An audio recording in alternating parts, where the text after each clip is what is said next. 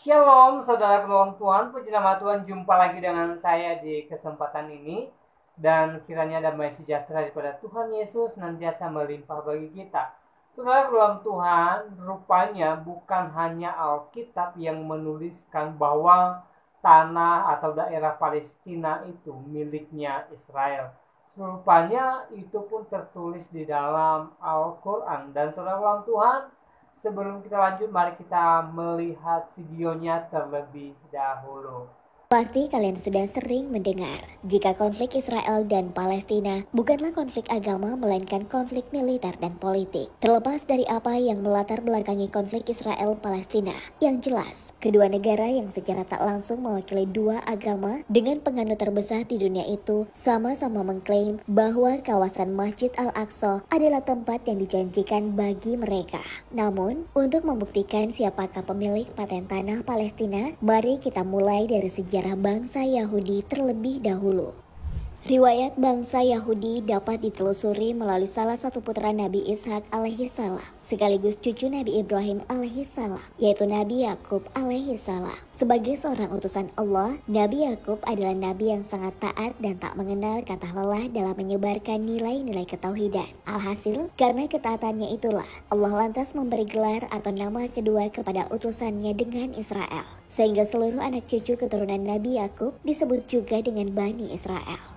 Di masa Nabi Musa alaihissalam, Bani Israel adalah kaum yang terus dipersekusi di bawah rezim Fir'aun. Allah yang melaknat segala perbuatan keji terhadap sesama manusia, kemudian mengutus Nabi Musa di tengah-tengah mereka. Dengan datangnya Nabi Musa, Bani Israel menjadi kaum yang sangat diistimewakan oleh Allah. Buktinya, atas keistimewaan dari Allah, mereka dibebaskan dari kekejaman Raja Fir'aun dengan cara Allah memberi petunjuk kepada Nabi Musa untuk membawa Bani Israel keluar dari Mesir menuju tanah yang dijanjikan. Sayangnya, setelah keluar dari Mesir dan mereka semakin dekat dengan tanah yang Allah janjikan, Bani Israel justru menolak memasuki Palestina. Lantaran pada saat itu, Palestina dipimpin oleh raja yang sama kejamnya dengan Fir'aun. Penolakan tersebut tertulis rapi di dalam Al-Quran, sebagaimana Allah Subhanahu wa Ta'ala berfirman.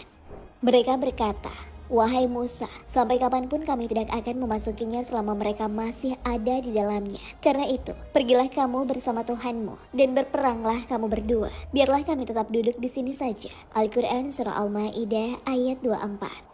Sesuai sikap Bani Israel yang disebutkan dari ayat barusan, Allah kemudian menghukum mereka dengan dibiarkan tersesat dan berputar-putar tanpa arah di gurun Sinai selama 40 tahun. Mereka tak bisa kembali ke Mesir dan tak pula mampu menuju Yerusalem. Setelah 40 tahun menjalani masa hukuman, Bani Israel akhirnya bisa memasuki Yerusalem ketika Yusha bin Nun diutus oleh Allah. Sejak saat itu, keturunan Yakub alaihissalam dapat mendirikan negerinya sendiri, memperluas wilayah kekuasaannya, dan terus menempati tanah yang dijanjikan hingga diutusnya Nabi Sulaiman alaihissalam. Akan tetapi, pasca wafatnya Nabi Sulaiman, kota yang telah dibangun oleh Bani Israel itu diinvasi dan berkali-kali berpindah kekuasaan. Mulai dari Raja Nebukadnezar dari Babilonia, kemudian pada tahun 550 sebelum Masehi, Raja Zeus Agung berhasil mengalahkan Raja Nebukadnezar dan berakhir di bawah kekuasaan bangsa Romawi dari Bizantium.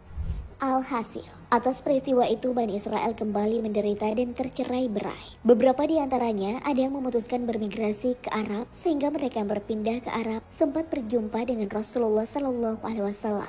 Singkat cerita, 5 tahun setelah Rasulullah wafat, atau tepat di tahun 637 Masehi, kaum muslimin di bawah kepemimpinan Umar bin Khattab berhasil merebut Yerusalem dari bangsa Romawi yang telah berkuasa selama ratusan tahun. Menariknya, meski penaklukan Yerusalem dilakukan oleh kaum muslimin, namun dengan kebijakan Khalifah Umar bin Khattab, kota tersebut tetap dibuka untuk seluruh umat termasuk Yahudi.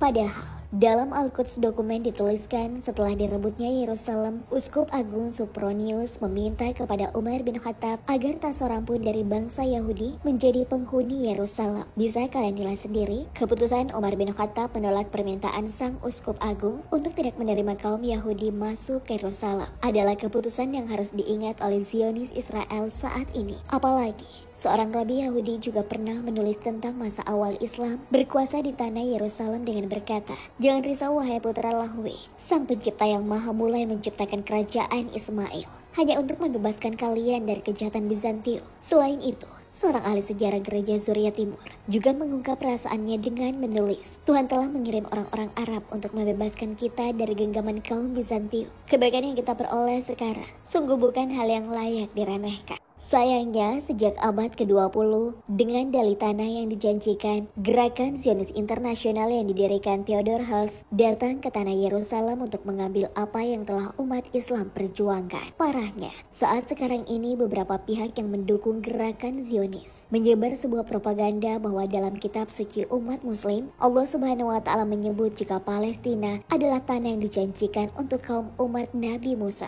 Ayat tersebut sebagaimana difirmankan oleh Allah Subhanahu wa Ta'ala. Hai kaumku, masuklah ke tanah suci Palestina yang telah ditentukan Allah bagimu, dan janganlah kamu lari ke belakang karena takut kepada musuh, sehingga kamu menjadi orang-orang yang merugi. Al-Quran Surah Al-Ma'idah ayat 21. Memang, dari ayat tadi Allah jelas menyeru Nabi Musa untuk mengajar kaumnya yaitu Bani Israel masuk ke tanah yang dijanjikan. Baik, saudara ruang Tuhan, itu videonya. Kita sudah simak bersama apa yang dipesankan di dalam video tadi. Dijelaskan bahwa tanah Palestina saat ini merupakan tanah perjanjian Tuhan bagi bangsa Israel. Ya, dan saudara dalam Tuhan, ini merupakan hal yang luar biasa. Kenapa saya katakan demikian?